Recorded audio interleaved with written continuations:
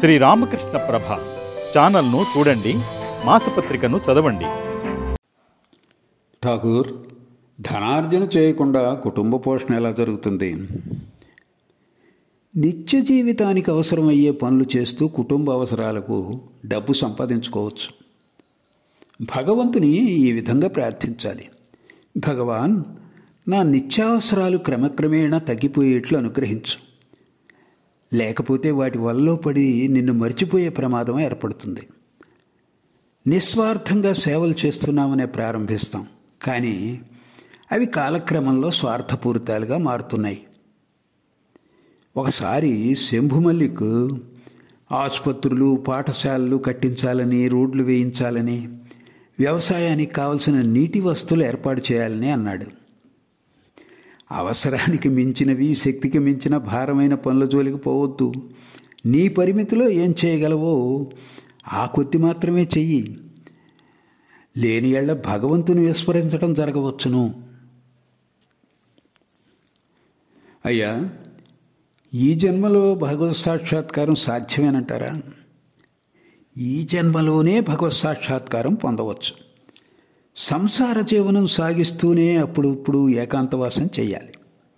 భార్య పిల్లలకై కడవల కొద్దీ కన్నీరు కారుస్తారు. భగవంతుడి కోసం ఒక్క కన్నీటి పొట్టైనా రాల్చరు. ప్రారంభ దశలో ఎన్నో ఆటంకాలు ఎదురవుతాయి.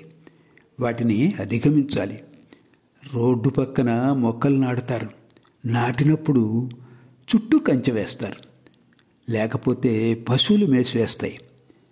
మొక్క చెట్టుగా ఎదిగి మాను బలిష్టమైన తర్వాత కంచెను తీసివేయవచ్చు. ఆ చెట్టుకు ఏనుగును కట్టివేసినా ఏమీ హాని జరగదు. వివేక వైరాగ్యాలు సమకూరిన తర్వాత సంసార జీవితంలో ప్రవేశించినా ఎటువంటి హాని జరగదు. కేవలం పాండిత్యం, ఉపన్యాసాల వల్ల ఏమీ సాధించలేం సుమా.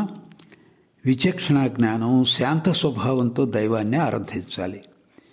భగవంతునికి అసాధ్యమైంది ఏదీ లేదనే నమ్మకం ఉండాలి. పూర్వం ఇతరు యోగులు తపస్సు చేసుకుంటున్న చోటుకు నారదుడు వెళ్ళాడట.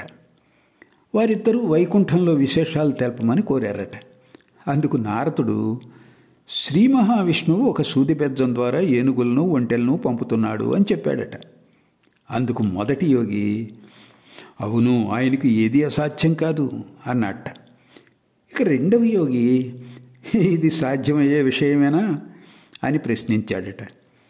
నమ్మకం ఉన్నవానికి అన్నీ లభిస్తాయి. దైవ సాన్నిధ్యం పొందాలంటే హృదయం పవిత్రం చేసుకొని హృదయంలో భగవంతుణ్ణి ప్రతిష్ఠించుకొని ఆరాధించాలి.